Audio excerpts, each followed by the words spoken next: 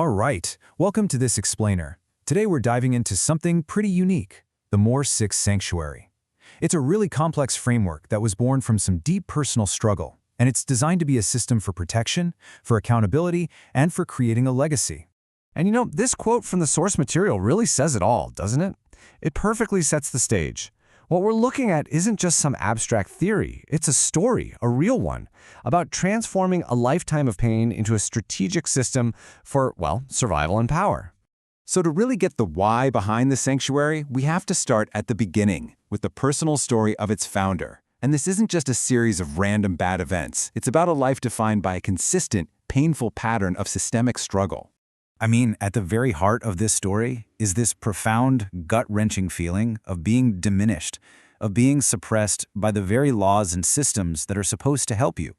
The source material talks about this recurring battle against what's described as a deep, historical, and personal invalidation. And you can see, this story isn't laid out in some clean, straight line.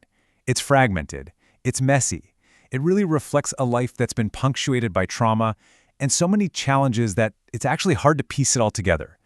It's a story that often has to be reconstructed through what other people remember. This one sentence right here just captures a feeling that echoes through the entire thing. But where does a feeling like that come from? Well, it stems from this really powerful childhood story, a moment that later gets reframed as a defining lesson in a much, much bigger fight. In a chapter called The Victory That Refused to Be Pure, a 5-year-old has this moment of innocent triumph in a playful boxing match. But that pure joy is instantly ripped away by an adult's racist comment. It was this incredibly harsh early lesson. The real opponent isn't always the person in front of you, but the systemic ignorance that surrounds the entire fight. So when you're facing these deep-seated contradictions, these incredibly painful memories, how do you move forward? The answer that's presented here isn't just about enduring the pain. It's about performing this radical reframing of your entire identity and your story. And this is where that story of pain starts to get transformed into a system of power. It all begins with this idea called the cosmic cipher. This is where the personal becomes, well, cosmic. So the whole narrative makes this really dramatic shift right here. It goes from personal struggle to cosmic significance. The framework grounds this new sense of power in the sheer statistical improbability of your own existence. The argument is actually pretty simple. You are not a coincidence. You are a cosmic event. And this huge reframing creates a brand new, really powerful identity, the scroll keeper. Now, the scroll keeper isn't someone who just passively lets their story happen to them. No, they become the active author, the archivist of their own lineage. They are reclaiming the power to define their own narrative. And the main tool for this rewriting process is something called the contradiction scroll. This is how you take those pivotal, painful moments, like that tainted boxing victory, and you systematically re-engineer them from trauma into powerful lessons on sovereignty and strategy. And this isn't just a powerful quote. It's presented as a scroll keeper affirmation. It's the tangible result of this whole process, a declaration of power that's pulled directly from that cosmic reframing and that personal rewriting of the past. Okay, so with this new identity as a scroll keeper and a new source of power, what's the next logical step in the framework? Well, you have to build a structure around it, a real, tangible system to protect this newfound sovereignty. This slide just lays it all out perfectly. It shows the core purpose of the Moore-6 Sanctuary. It's a direct response to a world of chaos, one full of fragmented memories and systemic harm. And it aims to replace that unpredictability with structure, with what it calls a choreography engine for protection and survival. So how does it actually work? Well, the sanctuary is built on these key pillars. And these aren't just vague ideas. They're described as real, functional mechanisms for things like internal accountability, resolving conflict, mutual support, and of course, continuous learning through that emotional curriculum we just talked about.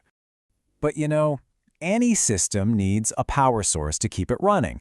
And for the sanctuary, that power isn't money. It's something the source material argues is way more sustainable and, in the end, a lot more powerful. So the core operational philosophy is called radical rest. And this is a really profound strategic choice. It's the conscious decision to preserve your own energy, both emotional and physical, as your primary resource, the thing you need to outlast an opponent in a long-term fight. Here's the crucial point. When one side has all the money, The other side can just choose to compete with a different currency.